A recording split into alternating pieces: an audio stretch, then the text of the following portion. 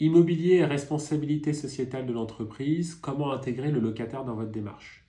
De plus en plus d'entreprises veulent aujourd'hui mettre en place une démarche RSE de manière contrainte ou de manière volontaire.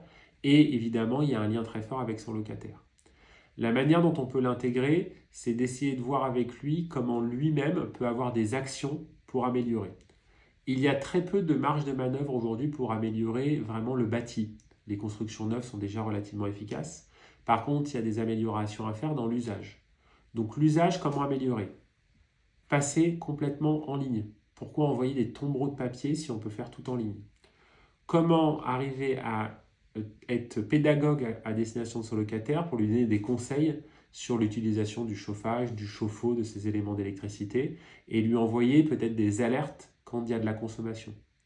Et enfin, identifier peut-être des dynamiques locales, c'est-à-dire dans le secteur, que ce soit la résidence au plus large, d'économie circulaire.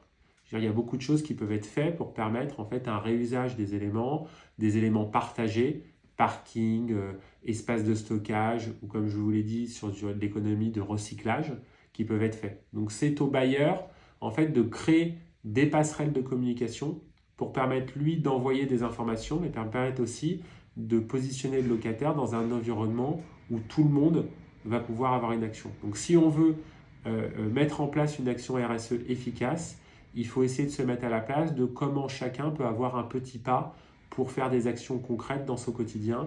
Et le bailleur, c'est celui qui doit pouvoir faire le lien avec toutes les parties prenantes autour du logement.